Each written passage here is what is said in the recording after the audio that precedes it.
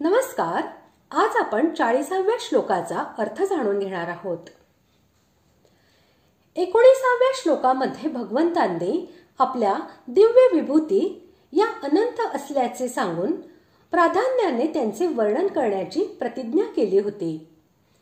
त्याप्रमाणे 20व्या श्लोकापासून 39व्या श्लोकापर्यंत त्या विभूतींचे वर्णन केले. आता पुन्हा आपल्या दिव्य विभूतींची अनंतता दाखवत भगवंत या विषयाचा उपसंहार करीत आहेत.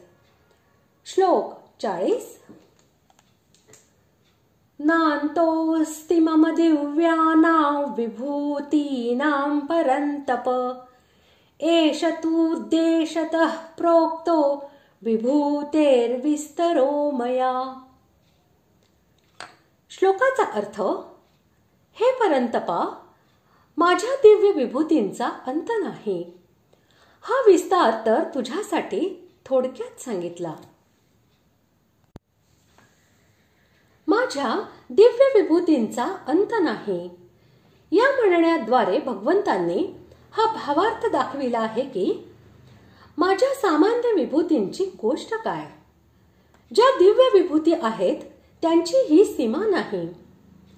ज्याप्रमाणे जल आणि पृथ्वी यांच्या परमाणूंची गणना करता येत नाही, त्याचप्रमाणे माझ्या विभूतींचीही गणना होऊ शकत नाही.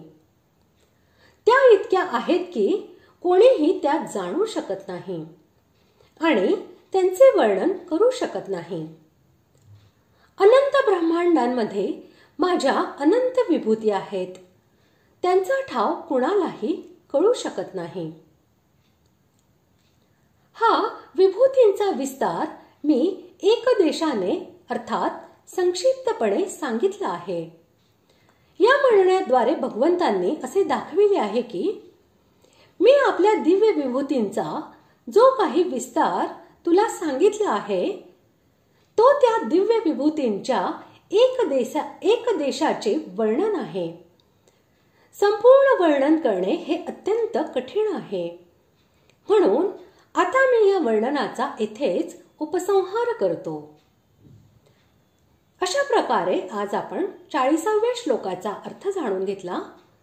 पुढील भागात आपण 41व्या श्लोकाचा अर्थ जाणून घेणार आहोत. धन्यवाद.